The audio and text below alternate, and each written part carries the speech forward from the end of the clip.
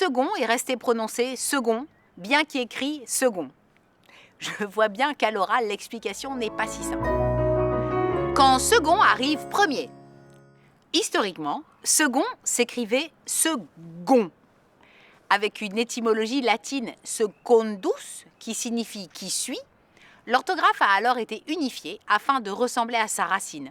Mais la prononciation n'a pas suivi, pour une fois qu'on faisait tout bien.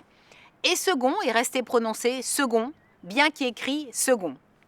Je vois bien qu'à l'oral, l'explication n'est pas si simple.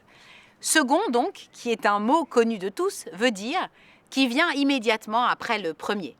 Second est daté du début du XIIe, quand deuxième, lui, est plutôt daté du XIVe siècle.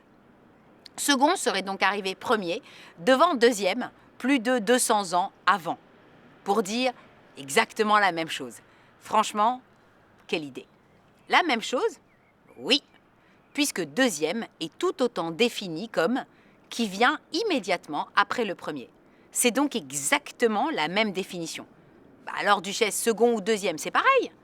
Presque, car la langue française aime les subtilités, et l'Académie précise « Il est élégant de privilégier l'emploi du terme second quand il n'y a pas d'autres objets ou sujets après, et de préférer deuxième quand il y en a d'autres derrière. Ainsi, une course à 2, il y aura le premier et le second. Une course à 100, il y aura le premier, le deuxième, le troisième et le centième. C'est ainsi facile de s'en souvenir. Premier, second ou premier, deuxième, troisième. Mais alors, pourquoi la SNCF parle-t-elle de deuxième classe quand il n'en existe pas de troisième?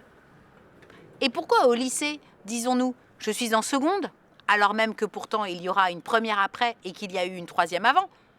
De là à déduire que l'administration et les fonctionnaires se jouent de l'élégance suggérée par les sages de l'Académie française, il n'y a qu'un pas à faire, que je prendrai soin d'adjoindre d'un deuxième, puis d'un second.